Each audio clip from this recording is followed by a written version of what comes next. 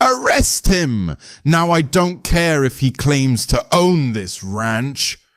The woman's voice didn't shriek. It was worse. It was a cold, polished command, slicing through the Texas night air with the kind of absolute certainty that could curdle milk. She stood there on my grandfather's lawn, my lawn, bathed in the flashing red and blue lights of the patrol cars she'd called, a smug little smirk playing on her lips. She was confident she'd already won. I'd just driven 12 exhausting hours from D.C., dreaming of collapsing in the old farmhouse, maybe grabbing a beer from the fridge and sleeping for a solid 16 hours. Instead, I was greeted by this blonde woman in a beige pantsuit, directing 2 nervous-looking deputies to put me in handcuffs for trespassing on my own property. What this small-town queen of the cul-de-sac didn't know was that back in Washington, my office wall isn't decorated with diplomas. It's decorated with the official charters of over 300 homeowners associations I have personally sent to federal receivership. My actual job: I run the federal department that can dissolve any HOA in America with a single, legally binding phone call. My name is Ryan Caldwell, and for 15 years, my unofficial title among those who know is the HOA Executioner. And this woman, whoever she was, had just made the biggest mistake of her life. "Ma'am, let's just calm down," said the older of the 2 deputies. His name tag read Miller. He looked tired, like he'd rather be anywhere else. "Sir, we received a report of suspicious activity." "The only thing suspicious here, officer, is why I'm being harassed on my own land," I said, keeping my voice even, my hands visible. Years of dealing with law enforcement taught me that cooperation and a calm tone go a long way. Panicked people get hurt. That's when she made her move, power walking across the lawn until she was practically standing over the deputy. I could smell her perfume, expensive and suffocating. "Officer Miller, I am Evelyn Reed, the president of the Providence Creek Homeowners Association," she announced, as if presenting royal credentials. "As I explained on the phone, this man is trespassing on HOA-controlled property. We have strict regulations about access after dark, and in my 15 years as president, I have never seen him before." She turned that smug smile on me, a snake admiring a mouse. "I'm sure you understand. We have to protect our community from strangers." Deputy Miller shifted uncomfortably. "Ma'am, he says this is his property. Sir, do you have any proof of ownership?" I slowly reached for my phone, my movements telegraphing every inch of the way. I pulled up the digital copies of the deed I always keep handy. It's a professional habit. When you spend your career untangling property disputes created by petty tyrants, you learn to document everything. "Officer Miller, you'll see here that the Caldwell family has owned this land since 1948. My grandfather, William Caldwell, purchased it after returning from the war." Miller took the phone, his expression shifting from suspicion to relief as he scrolled through the documents. "This all appears to be in order, Mr. Caldwell. I apologize for the confusion." He turned to Evelyn Reed, whose smile had frozen into something brittle, like a cheap ceramic mask. "Ma'am, this gentleman has every right to be here. This property isn't part of the HOA's jurisdiction." But Evelyn wasn't done. "Oh, people like her are never done." She stepped closer, invading the deputy's space. "Officer, I think you should know that there have been questions about the legitimacy of the Caldwell property claims. Just last month we discovered discrepancies in the boundary surveys. Perhaps Mr. Caldwell here doesn't realize he's actually standing on HOA common area." Miller looked from me to her, his face a perfect picture of a man caught in a fight that wasn't his. "Ma'am, that's a civil matter. Without a court order or clear evidence of criminal trespass, we can't take any action." He tipped his hat to me. "Welcome home, Mr. Caldwell. Have a good evening." As the patrol cars pulled away, plunging us into a sudden thick darkness broken only by the porch light, Evelyn Reed moved closer, The friendly, concerned HOA president mask had completely dissolved, revealing something far uglier underneath. 20 years ago, your grandfather destroyed my life, she hissed, her voice low and tight with a hatred that felt ancient. My family was going to build a resort here, turn this worthless dirt into something special. But William Caldwell had to play the hero, had to rally the county commissioners against us. My father lost everything, his business, his reputation, his will to live. She stepped back, the fake smile returning, more menacing than before. Now, it's your turn, Mr. Caldwell. You have 72 hours to reconsider your presence here. After that, well, as I said, HOA regulations can be quite comprehensive. She turned and walked away, her heels clicking against the gravel like a countdown timer. It was only then that I finally understood. This wasn't just about property lines or HOA overreach. This was personal, generational, and it was about to get very, very messy. I pulled out my phone, not to look at the deed, but to make a quick note. Day 1. Evelyn Reed, Providence Creek HOA. Hostile. Vendetta against Caldwell family.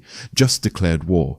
She had no idea what she just started, because if there's one thing I've learned in my career, it's that HOA presidents drunk on their own miniature power always make the same mistake. They assume their target is just another helpless homeowner. They never, ever expect to be fighting the man who knows their playbook better than they do. The man who writes the rules they get broken by. I looked at my grandfather's house, dark and silent. The peace I'd been seeking was gone. But as the adrenaline started to hum in my veins, a different feeling took its place. A familiar one. The feeling I get right before a hunt. This wasn't my vacation anymore. This was a field office, and a new file was now open. Sleep didn't come. Not the deep, restorative kind I'd been craving.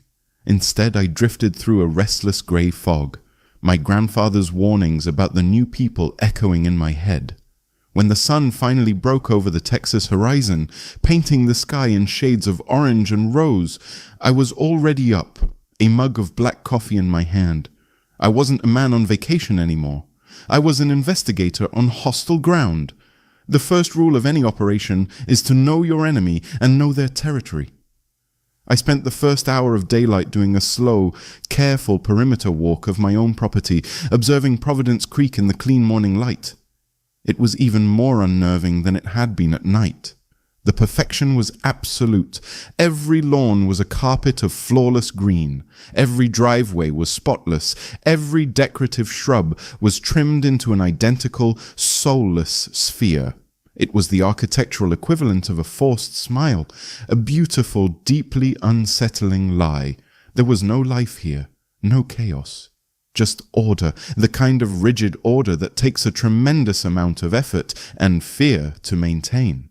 My reconnaissance was cut short by the crunch of tires on gravel. A golf cart, the official chariot of HOA royalty, had pulled up to the end of my driveway. At the wheel was Evelyn Reed's husband, Arthur. He was a small, mousy man who looked like he was slowly being erased by his wife's personality. He didn't get out. He just sat there, engine idling, as he meticulously planted a series of small, bright orange flags along my fence line. Then, without a word, he turned the cart around and zipped away. Curiosity got the better of me. I walked down the long driveway to find a stack of papers tucked under a rock. 47 of them, to be exact. I counted. It was a masterclass in petty tyranny. Violation number 1. Grass height exceeds HOA maximum by 0.4 inches in northeast quadrant. Fine. $50. Violation number 2. Mailbox color, faded beige, does not match approved community palette. Pristine beige, section 4, paragraph 2. Fine. $75 plus cost of repainting. Violation number 3. Unauthorized vehicle, Ford F-150, blue. Parked in driveway between the hours of 10 p.m. and 6 a.m. Fine. $100. Violation number 4. Visible rust on fence hinge. Fine. $25. It went on, each violation more absurd than the last. This wasn't about rules. This was a tactic, a barrage designed to harass, to intimidate, to wear me down. It was the HOA equivalent of carpet bombing. I almost had to admire the sheer spiteful dedication. But beneath the absurdity, a cold professional curiosity began to stir. This level of meticulous, aggressive control. It felt like they were protecting something. My thoughts were interrupted by a low whine from the back porch. Hank, my grandfather's old lab, was standing by the door, his tail giving a weak thump against the frame. He looked better than he had the night before, but he was still moving slowly, his eyes clouded. Seeing him, the memory of him drinking from the creek and getting sick came back, sharp and clear. On a hunch, I left the stack of violations on the porch and walked down the gentle slope of the backyard toward the creek. It was a pretty little stream, shaded by willows. But as I got closer, I noticed the same thing I'd felt about the neighborhood, an unnatural stillness. There were no dragonflies skimming the surface, no frogs croaking from the muddy banks. I leaned closer to the water. A faint, almost imperceptible chemical smell hung in the air, sharp and sterile, like a hospital corridor. Looking into the slow-moving current, I saw a strange, iridescent sheen on the surface, catching the morning light in oily rainbows. My grandfather's voice was in my head again. Farmer upstream uses too many chemicals, but the farm upstream had been sold off for development 20 years ago. The development that became Providence Creek. My blood ran cold. I went back to the barn, found an old mason jar, and took a water sample. I didn't know what I was looking for, but my gut, an instinct honed by 15 years of chasing down white-collar criminals who thought they were smarter than everyone else, was screaming at me. The violations were a distraction. The real fight wasn't about the color of my mailbox. It was about this water. As I was screwing the lid on the jar, a friendly voice chirped from behind me. "Getting a science project started?" I turned to see Brenda Mayhew standing at our shared fence line, a warm smile on her face. She was holding 2 coffee mugs. "Something like that," I said, trying to sound casual. "Old Hank got sick after drinking from the creek last night." Brenda's smile faltered, replaced by a look of genuine concern. "Oh, the poor thing! Is he all right?" "He's better this morning. Just being careful." "You can't be too careful around here," she said, her voice dropping. She glanced nervously back toward her own house. "Listen, I saw Arthur and his little orange flags this morning. I am so sorry, Ryan. That's Evelyn's favorite welcome wagon for people she doesn't like." She passed one of the mugs over the fence. "I brought you coffee. Figured you might need it after reading her novel." I took the mug, the warmth a welcome feeling in my suddenly cold hands. "Thanks, Brenda. It's a lot." "That's her specialty," she whispered, leaning closer. "She buries people in paperwork and fines until they give up and sell. Tom Bradley, down the road, lost his house last year over a bird feeder. A bird feeder!" She shook her head, her eyes wide with a mixture of fear and outrage. "Look, Ryan, you seem like a good man, and I hate what she's done to this community. It wasn't always like this."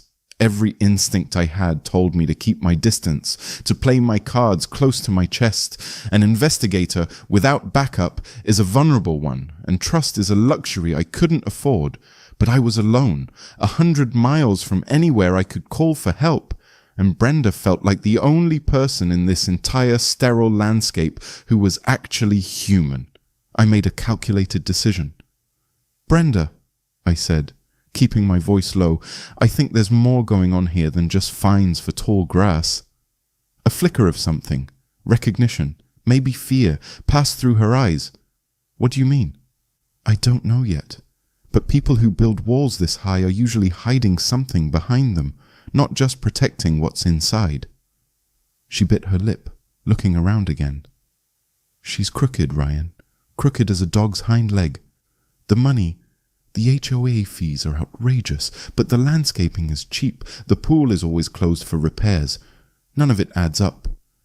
I've I've been making copies. She looked like she was confessing a terrible crime. Budget reports, invoices, things that don't look right. I have them at my house. If you think it could help. It was the perfect bait. A plausible small-time crime that would send me down a rabbit hole of financial records, keeping me busy while the real threat remained hidden. And like a fool, I took it. I think it could help a lot, I said, giving her a grateful smile. That afternoon, she brought over a thick manila folder filled with documents. We sat at my grandfather's old kitchen table as she pointed out questionable expenses and padded invoices. It all looked like standard garden variety HOA fraud, the kind of stuff I could prosecute in my sleep. It was a solid case, but my gut still told me it was the wrong one. The sheer level of control, the chemical smell in the creek. It didn't add up to a few $1,000s skimmed from the pool maintenance fund. After she left, I spent an hour reviewing the documents she'd given me. Then I went to work on my own investigation. The digital forensics of the HOA's finances could wait. I needed eyes on the ground. From a hidden compartment in my luggage, I retrieved 3 of the smallest, most advanced motion-activated night vision cameras money could buy. They were my personal travel companions, a souvenir from a particularly nasty case in Arizona. I placed one overlooking the front gate, another watching the back road that ran behind the properties, and the last one tucked high in the branches of the old oak tree, aimed directly at the wooded common area bordering the creek. For 2 days, I played the part of the disgruntled homeowner. I dutifully mowed the lawn to the precise regulation height. I talked to Brenda on the phone, telling her I was building a financial case. The cameras showed me nothing but the mundane routines of Providence Creek, people walking their identical golden retrievers, sprinkler systems turning on at the exact same time, Evelyn's husband, Arthur, meticulously polishing their golf cart. I was starting to think my gut was wrong, that maybe it really was just about the money. Then came the 3rd night. I was up late, unable to sleep, reviewing the footage from the day when my laptop pinged with a motion alert from camera 3, the one by the creek. The timestamp was 2:17 a.m. On the screen, a pair of headlights cut through the darkness, but they weren't from the road. They were deep inside the wooded common area, a place no car should be. An unmarked panel truck, its sides caked with mud, had backed up to a clearing not 50 yards from the creek. The back doors opened. 2 figures in dark overalls and gloves got out. They moved with a quiet efficiency, unloading heavy 50-gallon drums from the back of the truck. My heart hammered against my ribs. I watched, mesmerized, as they rolled the drums to the edge of a freshly dug pit I hadn't noticed before. They pried the lids open, and then they began to tip them over, a thick, dark liquid glugging out and seeping into the raw earth. There was no sound, but I could almost smell it through the screen, that sharp, sterile, chemical scent from the creek. A 3rd figure stepped into the frame, illuminated by the truck's headlights. It was Arthur Reed, Evelyn's mousy husband. He wasn't holding a leaf blower this time. He was holding a clipboard, directing the men, pointing to where they should empty the next barrel, and it all clicked into place. The violent, stomach-turning clarity of it all hit me like a physical blow. The obsessive control, the privacy, the high fences, the way they drove people out, the sick dog, the dead creek. This wasn't about protecting property values. It was about securing a private, unmonitored, illegal dumping ground for toxic waste. This wasn't embezzlement. This was a gravesite. An environmental crime so massive it could poison the groundwater for 100 square miles. And my family's ranch, the one piece of land they didn't control, was the only chink in their armor, the only place an outsider could get close enough to see the truth. My hands were shaking. This was bigger than anything I had imagined. It was out of my league, especially in my current suspended state. I couldn't call the FBI or the EPA, not officially, not without blowing my own career to pieces and giving them time to cover their tracks. I was alone. No. Not entirely alone. I had an ally. I had Brenda. It was the single stupidest thought of my career, and it would nearly cost me my life. Reeling from the discovery, my mind racing, I grabbed the small hard drive containing the video file and ran out the door. I didn't even think to call first. I sprinted across the dew-soaked lawns to Brenda's house, my heart pounding with a mixture of terror and adrenaline. I pounded on her door. Lights flickered on. The door opened a crack. Brenda stood there in her bathrobe, her face a mask of sleepy confusion. "Ryan, what is it? What's wrong?" "It's not the money, Brenda," I whispered, pushing past her into the foyer. "It's poison! They're dumping poison in the woods. I have it on video." I held up the hard drive like it was the Holy Grail. "They're poisoning the creek. That's why Hank got sick. That's why they want everyone out. I have them. We have them." Brenda stared at the hard drive, her eyes wide with what I thought was horror. She put a hand to her mouth, her body trembling. "Oh my God, Ryan! Oh my God! That's monstrous! What do we do?" "We need a plan," I said, my mind racing. "We have to get this to someone who can't be bought. State authorities, the media, someone outside the county." You're right, she said, nodding frantically. Okay. Give me a minute to get my head on straight. Come back in an hour. We'll sit down. We'll make a plan. Don't do anything until then. Please, we have to be smart about this." It sounded reasonable. It sounded like the voice of a terrified but rational ally. I agreed, relief washing over me. I wasn't alone in this. "Thank you, Brenda," I said, my voice thick with emotion. "I knew I could trust you." She gave me a watery, shaky smile. "Of course you can, dear. Now go. I'll see you in an hour." I left her house feeling like we finally had a chance. She watched me go, and as I crossed back onto my own lawn, her expression of fear melted away, replaced by something cold and calm. She pulled out her phone and sent a simple text message. "He knows. He's coming back in an hour. It's time." An hour later, I walked back up to Brenda's front door, the hard drive feeling heavy in my jacket pocket. I felt more confident, my mind clear, a dozen different plans already forming. I knocked. The door swung open. Brenda stood there, but she wasn't alone. Sitting in a plush armchair in her living room, calmly sipping a cup of tea as if she owned the place, was Evelyn Reed. The air in the room was thick and cold. The friendly, cluttered decor of Brenda's home suddenly seemed like a stage set. My blood turned to ice in my veins. The trap I had been so sure I was avoiding had been around me the entire time, and I had walked right into the center of it, smiling. "Ryan," Evelyn said, her voice smooth as silk. "So glad you could join us. Please, come in. Brenda was just telling me about your concerns." I didn't move. I couldn't. My feet were rooted to the spot. I looked at Brenda. Her face was pale. Her eyes filled not with triumph, but with a kind of weary resignation. "I'm sorry, Ryan," she said, her voice barely a whisper. "You have to understand. I've lived here for 30 years. This community, it's my home. We have to protect it."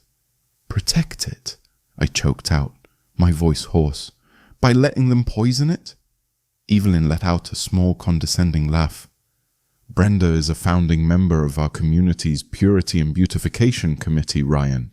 She understands the importance of protecting our investments. She knows that sometimes progress requires difficult sacrifices." She placed her teacup delicately back on its saucer. The sound was as loud as a gunshot in the silent room. "She was also kind enough to record your last visit," Evelyn continued, her eyes glittering with victory. "The one where you burst in, waving a strange device, looking quite unhinged. She felt very threatened.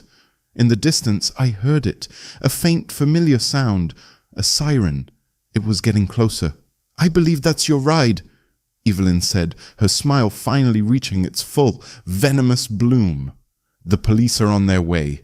It seems a concerned citizen reported a man, a known troublemaker, making terroristic threats. And that little hard drive in your pocket, well, it could be anything, couldn't it? To the untrained eye, it might even look like a remote detonator. The siren was screaming now.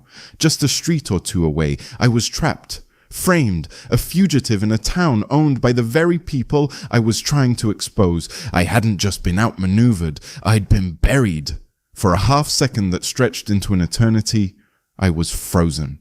The triumphant smirk on Evelyn Reed's face, Brenda's pathetic, downcast eyes, the approaching wail of sirens. It was a perfect trap, sprung with flawless precision.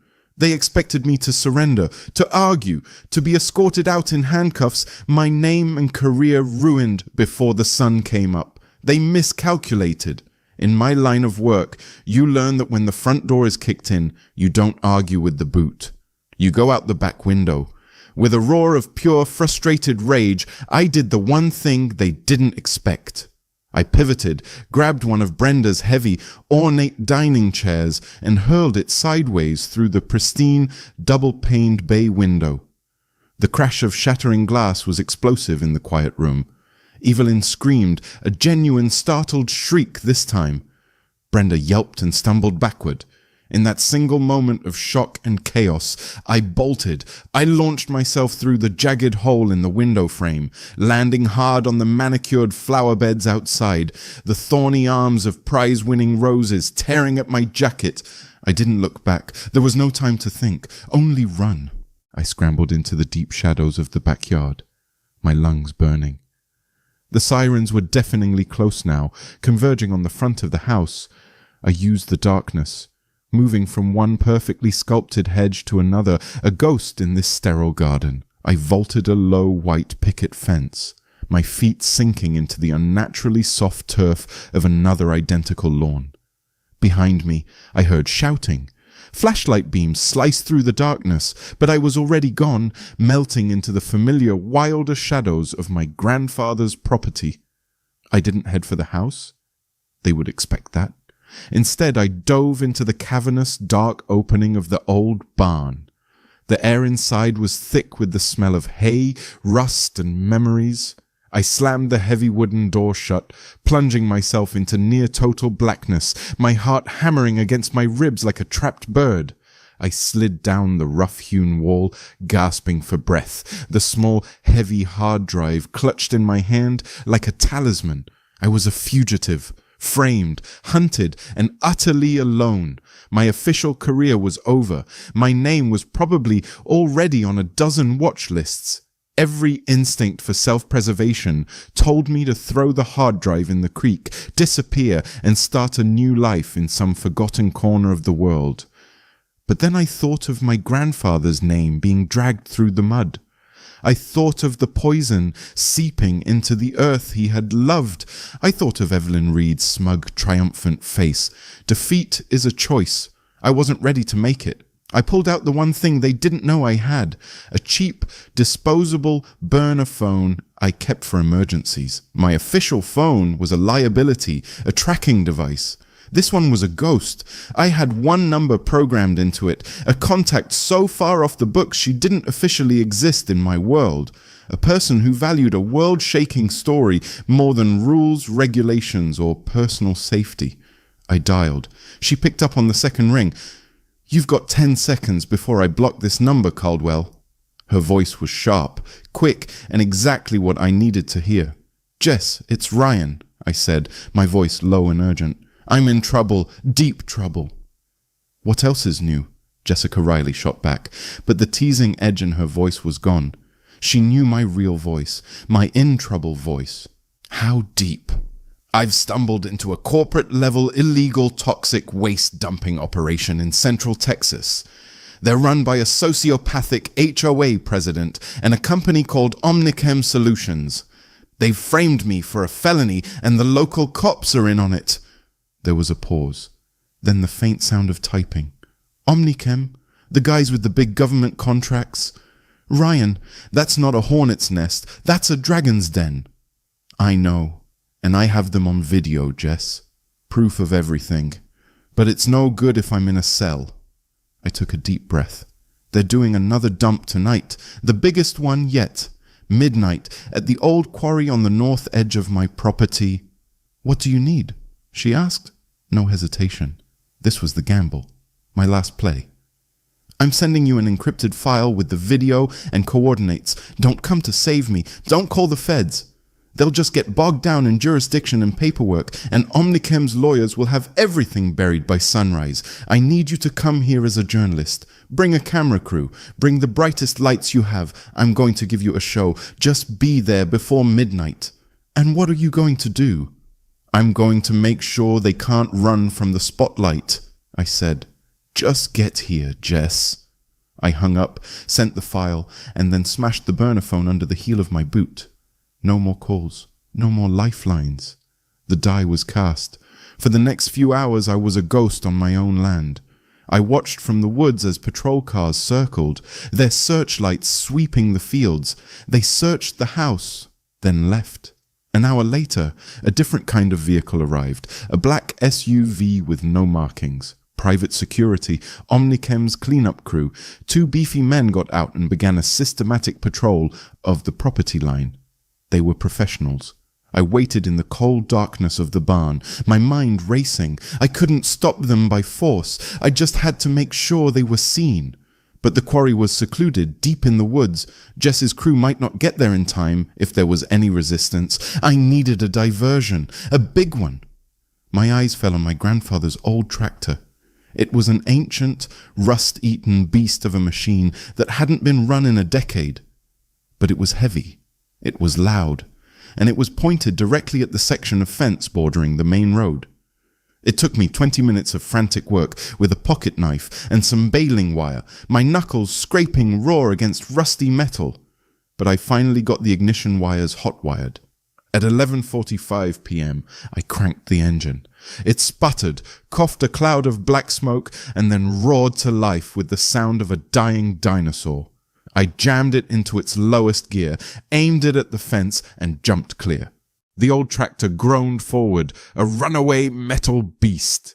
It smashed through the wooden fence with an explosive crack of splintering timber, lurched across the shallow ditch, and finally died with its front wheels on the asphalt of the main road, its single working headlight cutting a lonely beam across the empty highway. It was loud. It was dramatic. And it worked. I heard shouts from the security detail. Headlights swung toward the commotion.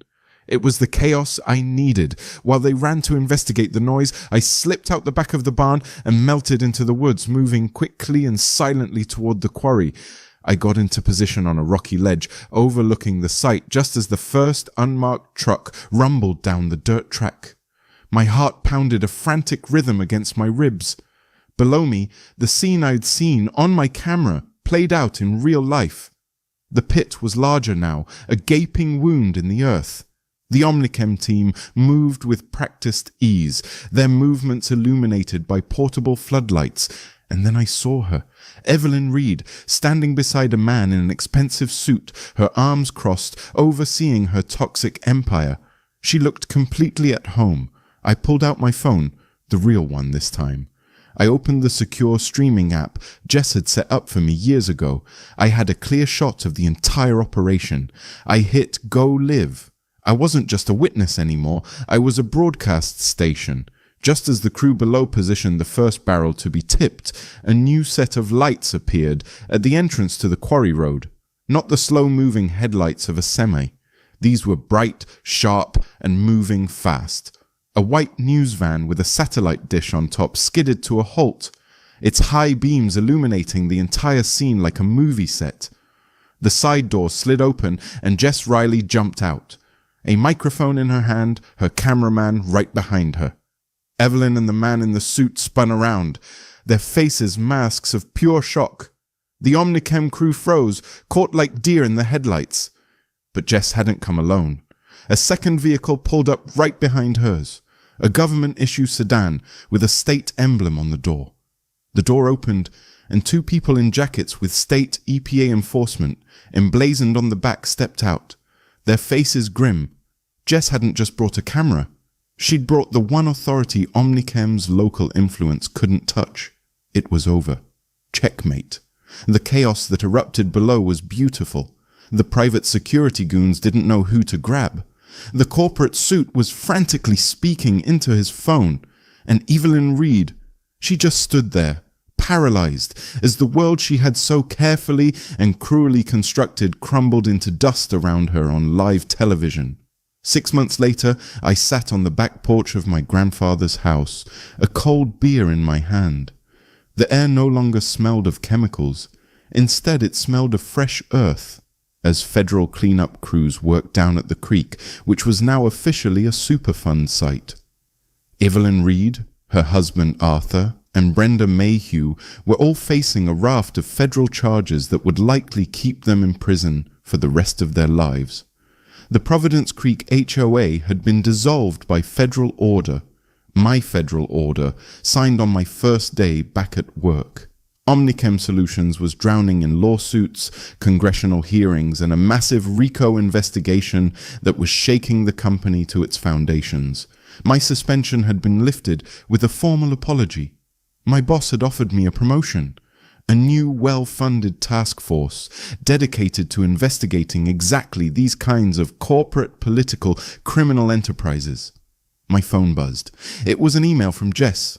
The subject line just read, "Next."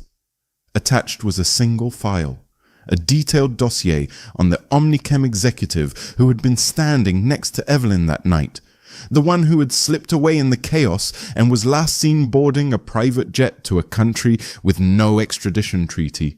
The same executive, I was now learning, whose powerful friends in Washington had pushed for my suspension in the first place. I took a long drink of my beer, looking out over the land my grandfather had fought to protect. The peace I had come for was finally settling over the ranch, but I knew it was only temporary. The battle for Providence Creek was over, but the war was just getting started.